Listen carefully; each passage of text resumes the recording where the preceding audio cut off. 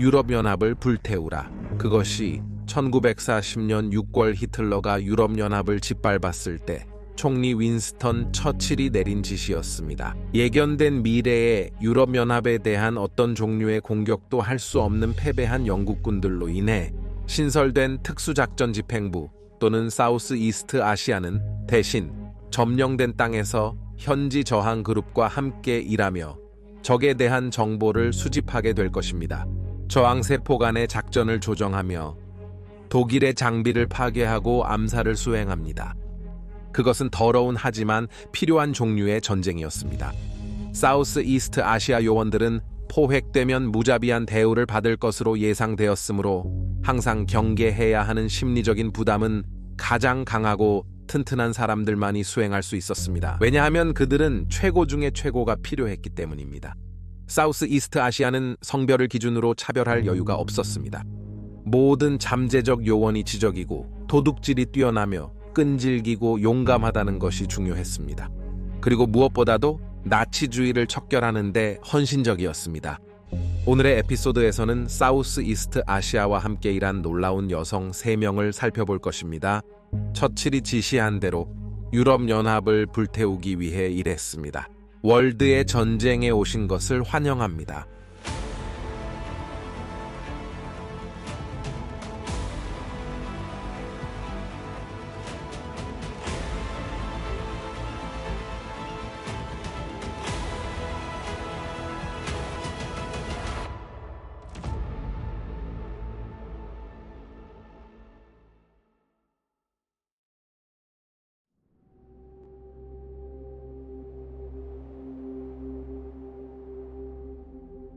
베라 애트킨스는 제2차 세계대전에서 영국의 최고 여성 스파이 마스터라고 주장할 수 있었습니다. 1908년 6월 16일 루마니아 부쿠레슈티에서 베라 로젠버그로 태어난 그녀는 독일 유대인 아버지와 그의 영국 아내의 딸이었습니다. 1932년 아버지가 돌아가신 후 그녀는 유럽연합의 상황이 악화되기 시작하면서 그녀와 그녀의 어머니가 영국으로 영구 이주하기 전에 프랑스에서 현대 언어를 공부했습니다. 그리고 전쟁이 터지기도 전에 그녀는 스파이로 징집되고 있었습니다. 캐나다의 스파이 마스터 윌리엄 스티븐슨, 그는 처칠과 일했습니다. 그는 아직 영국의 총리가 아니었습니다. 그들은 유럽연합의 임무에서 독일에 대한 정보를 수집할 수 있는 사람으로 베라를 식별했습니다. 이제 베라 애킨스라는 더욱 앵글리칸스러운 이름을 사용하고 평범한 민간인으로 가장하면서 그녀는 독일의 애니그마 기계를 복제했다고 주장하는 코드 해독자들을 만나러 폴란드로 보내진 영국 작전의 일부였습니다. 그런 다음 그것으로 중요한 독일 코드를 검사하고 해독할 수 있었습니다. 항공으로 그리스를 경유한 여행 중에 그들을 주시하고 있을 수 있는 독일 요원들에게 과도하게 경계를 늦추지 않기 위해 아킨스의 파티는 1939년 9월 1일에 히틀러의 군대가 국경을 넘어 들어오기 시작한 세계대전 II를 시작하기 전인 단 6일 전에 폴란드에 착륙했습니다. 일단 독일군이 침략을 시작하고 영국과 프랑스 공화국가 대응으로 전쟁을 선포하자 베라는 코드 해독자들을 고향 루마니아로 대피시켰습니다. 당시 그곳은 전투에서 중립국이었습니다. 짧은 시간 동안 구금된 후 그들은 그들의 중요한 장비와 함께 프랑스 공화국로 돌아가고 그 다음에는 영국으로 계속 진행할 수 있었습니다. 영국으로 돌아간 아킨스는 곧 다시 유럽연합에 있었습니다. 비록 그녀 자신의 무단 작전을 수행하고 있었지만 그녀는 많은 돈을 가져갔습니다. 그녀는 이를 이용해 독일 공무원을 뇌물로 사서 사촌이 독일이 점령한 유럽연합을 건너올 수 있는 필요한 문서를 받고 그녀가 있는 영국에서 만나길 희망했습니다. 하지만 네덜란드에 들어가자 독일군이 중립국을 침략하고 그녀의 계획은 좌절되었습니다. 그녀는 도망치게 되었고 결국 1940년 말 벨기에 저항군의 도움으로 영국으로 밀수되었습니다. 1941년 2월 그녀는 사우스 이스트 아시아의 일원이 되어 F섹션을 이끄는 모리스 버크마스터 대령의 보조로 배치되었습니다. 그는 프랑스 공화국에서 특별작전을 담당했습니다. F섹션의 팀은 단지 8명뿐이었습니다. 하지만 결국 그들은 독일에 대항하여 현장에서 일하는 약 470명의 요원들을 관리하게 될 것입니다. 다른 군사기관에 비해 F섹션의 계급체계는 더 편안했습니다.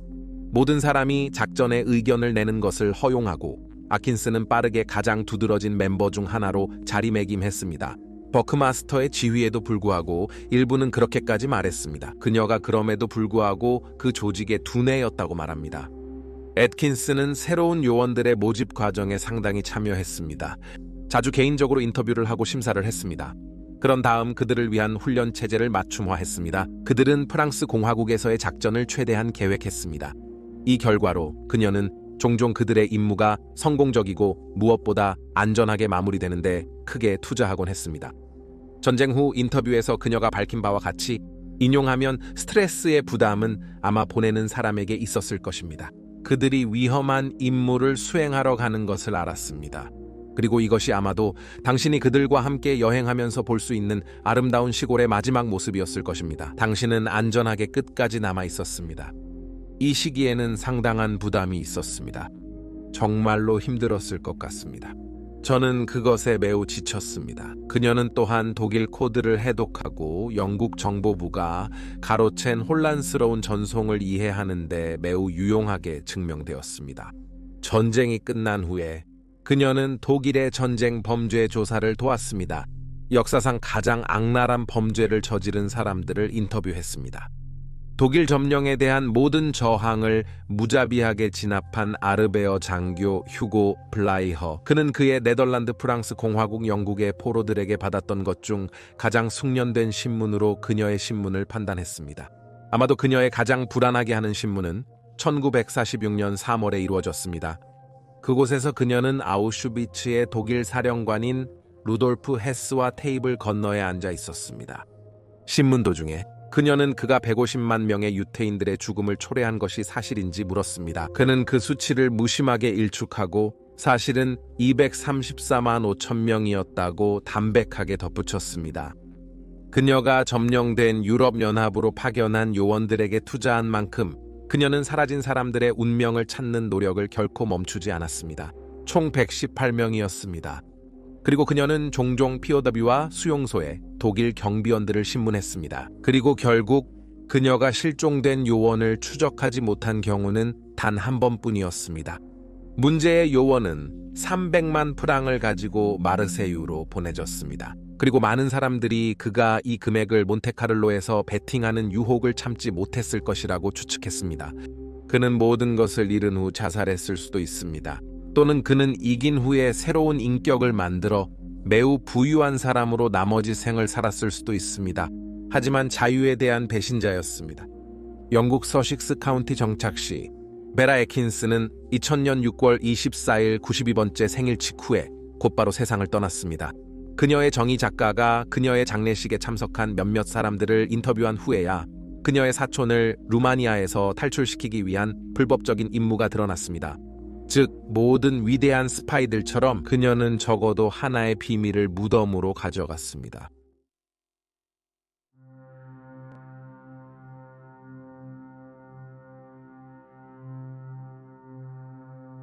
(1908년 5월 1일) 폴란드의 바르샤바에서 태어났습니다. 크리스티나 스카르백은 아버지 쪽으로는 여러 나라의 귀족과 연결된 잘 알려진 폴란드 가족에서, 어머니 쪽으로는 부유한 유태 가족에서 자랐습니다. 젊음의 매력을 지닌 여성이 되면서 그녀는 여러 스포츠와 활동을 즐겼습니다. 말타기, 스키 등을 말합니다. 그리고 그녀의 아름다운 외모와 함께 그녀는 심지어 1930년 미스 월드 대회에서 준우승을 차지했습니다. 그러나 개인적인 측면에서는 행복이 닿을 수 없는 곳에 있는 것 같았습니다. 양측이 결혼이 실수였음을 깨달았을 때 짧은 결혼 생활이 끝났습니다. 그리고 이혼자라는 오명이 그녀의 인격에 남아있을 때 그녀는 다른 구원자를 찾는데 어려움을 겪었습니다. 그런데 어느 날 자코파네의 스키장에서 스키를 타던 중 그녀는 제어를 잃었습니다. 근처에 있던 다른 스키어의 개입이 없었다면 그녀는 여러 부상을 입을 수 있었습니다. 그 순간 그녀는 자신의 미래 남편을 만났다는 것을 몰랐습니다. 제르지 기지키는 여러 면에서 크리스티나와 비슷했습니다. 그들은 모두 고집스럽고 결단력이 있었습니다. 그리고 1938년 11월 2일에 결혼한 그들은 그 두 사람은 성공을 위해 준비된 것처럼 보였습니다. 기지키가 에티오피아로의 외교적인 포스팅을 받아들이면서 그 두 사람이 아프리카를 경험하게 해주었습니다. 그들은 꿈을 실현했습니다. 그런 다음 1년도 안 되어 히틀러가 그들의 조국을 침략했습니다. 그리고 폴란드 정부가 없었기 때문에 기지키의 게시물은 취소되었습니다.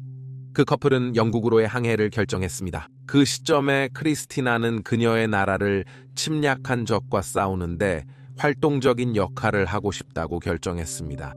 영국 당국은 처음에 그녀의 영국 정보 서비스 가입 요청을 거절했습니다.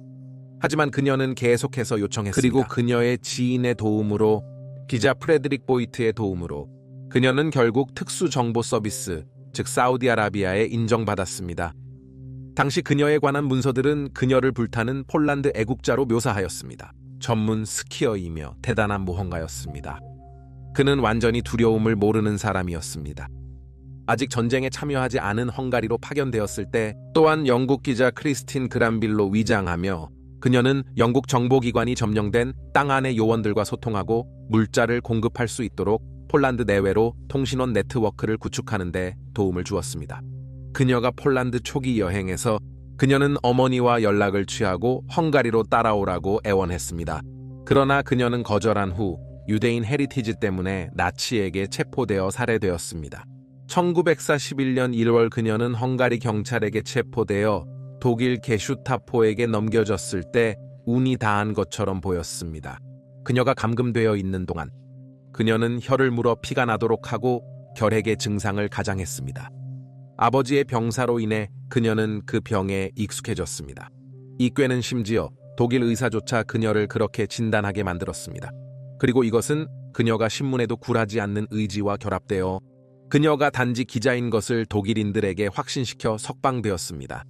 하지만 그녀가 뒤쫓기고 있다는 것을 느끼자 그녀와 다른 요원은 헝가리를 떠나 유고슬라비아로 가기로 결정했습니다. 영국 대사 오웬 오말리의 도움을 받아 그들은 폴란드 저항군이 제공한 2권의 마이크로필름을 가져갔습니다. 두 사람은 대사차로 국경을 넘어 유고슬라비아 연방공화국로 들어갔습니다. 그곳에서 그들은 에이든 크롤리라는 이름의 왕립 보조 공군 정보관과 만났습니다. 그에게 마이크로필름을 전달한 후 그들은 유고슬라비아 연방공화국을 계속 운전했습니다. 불가리아 그리고 결국 터키 공화국로 그녀의 남편이 그들을 만났습니다. 기지키가 그녀의 동료 요원인 안드레이 코와르스키와의 관계를 의심하기 시작하면서 상당히 불편한 만남이었습니다. 그들이 전후 이상의 관계가 된 것을 알았습니다.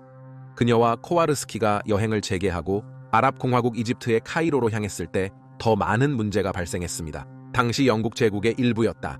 그들의 차량 여행은 독일을 가로질러 진행되어 칭찬받을 만했지만 영국 상사들로부터 의심을 받게 되었습니다. 그들이 이중 스파이일 수 있다는 의심을 시작했습니다. 1941년 6월 그들은 최전방에서의 임무를 해임당하고 빈약한 임금으로 생활하도록 강요당했습니다. 크리스티나는 이제 남편에게 코와르스키와의 연인 관계를 솔직하게 인정하기로 결정했습니다. 전쟁이 끝나면 그녀와 그녀의 남편은 공식적으로 이혼할 것입니다. 이 기간에 독일의 소비에트 연방 침략으로 전쟁이 새 단계로 진입했습니다. 그녀가 폴란드 저항군으로부터 전달하는 데 도움을 준 마이크로필름은 이 사건의 전개를 보여주었고 윈스턴 처칠이 직접 보았습니다. 그 후 몇 년 동안 그녀는 점차 영국 정보부에 재투입되어 사우스 이스트 아시아에 모집되었습니다. 그녀가 헝가리로 낙하산을 타고 들어가 폴란드 저항운동과의 작업을 재개하도록 계획이 세워졌습니다. 그러나 이는 여전히 그녀를 의심하고 있는 망명 중인 폴란드 정부에 의해 차단되었습니다. 영국 당국이 그녀를 신뢰할 수 있다고 결정했음에도 불구하고 따라서 사우스 이스트 아시아는 D-Day 이후 프랑스 공화국 저항을 지원하기 위해 그녀를 독일 점령 영토로 낙하산 타고 보냈습니다.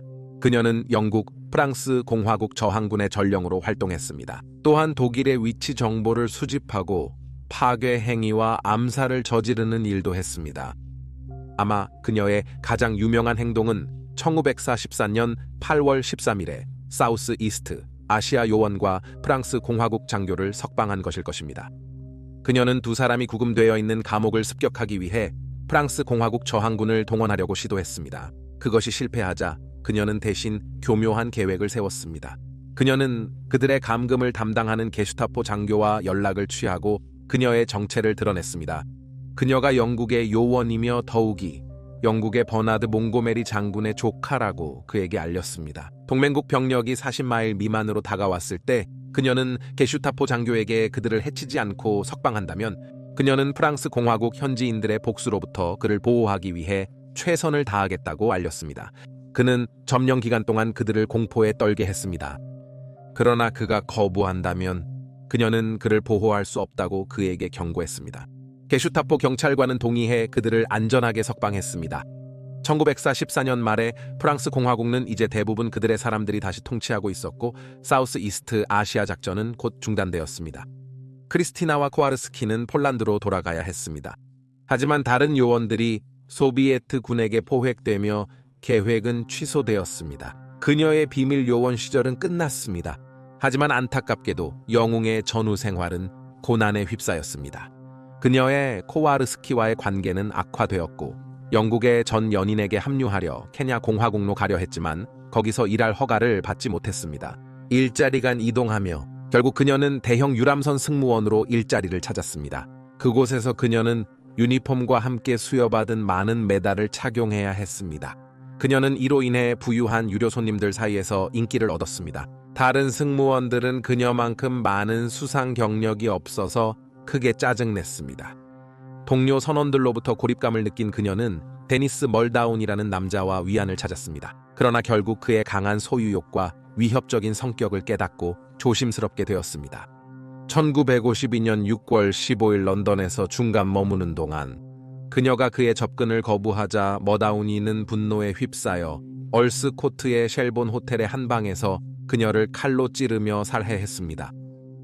머다우니는 살인 혐의를 인정하고 3개월 후에 사형에 처해졌습니다. 전쟁 이후 그녀의 영국 이름인 크리스틴 그란빌로 살아가던 크리스티나 스카벡, 그녀가 사망했을 때 단지 37세였습니다.